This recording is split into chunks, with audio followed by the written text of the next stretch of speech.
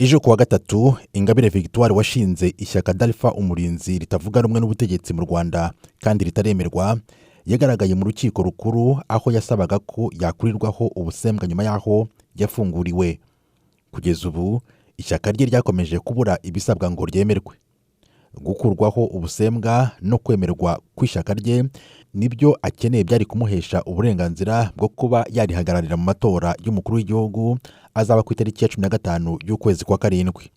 Urukiko rwavuze ko Victoire Ingabire atemerewe guhagararira ishyaka rye ku mwanya wa perezida kubera ibyaha byo kurwanya ubutegetsi binyuze mu iterabwoba no guhakana jenoside. Ku bw'ibyo rutera utwatsi ubusabe bwe. Kuri Ingabire avugana n'itangazamakuru yavuze ko ibi atabyemera, yumvikanisha ko ari impamvu za politiki. C'est une grande déception parce que je m'attendais quand même que la loi allait être respectée. Ni ibintu bibabaje cyane kuko nari nzi ko itegeko ryubahirizwa. Biteye isoni kubona urukiko rukuru rw'igihugu rutubahiriza itegeko. Mu itegeko nshinga ry'u Rwanda havuga ko tugomba gutandukanya itegeko n'amabwiriza ya perezida. Banze kunsubiza mu buzima busanzwe kuko ari iteka rya perezida ryandekuye. Ariko dukurikije urwego rw'amategeko, itegeko nshinga riri hejuru y'icyemezo cya perezida. Ndatekereza ko umucamanza ashobora kuba yibwiye ko agiye kuvuguruza perezida. Ingabire ntabwo yemerewe kujurira iki cyemezo cy'urukiko mbere y'imyaka 2. Kugeza ubu umuntu umwe wenyine umaze kumenyekana ko azahangana mu matora na Perezida Kagame ni Frank Habineza, umudepite mu nteko nshingamategeko. Habineza ayoboye ishyaka rya Green Party riharanira kubungabunga ibidukikije.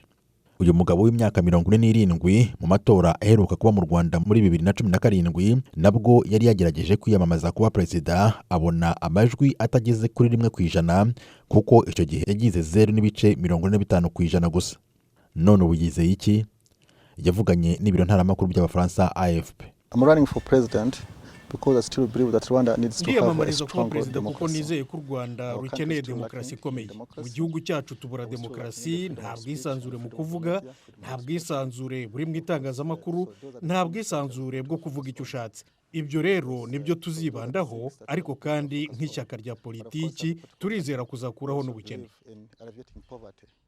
Ishyaka riri ku butegetsi mu Rwanda RPF mu minsi mike ishize ryongeye gutorera Perezida Paul Kagame kurihagararira mu matora yo mu kwezi kwa karindwi. Perezida Kagame yavuze ko umutwaro wo kuyobora igihugu ushobora kugereranywa n'ibyaga abantu bahura nabyo buri munsi. Yumvikanishije ko bisaba imitekerereze nyayo, anavuga ko yemeye izi nshingano ariko anasaba ko hagira uzazimukuraho. Tim Harris Ishimwe, Ijwi ry'Amerika.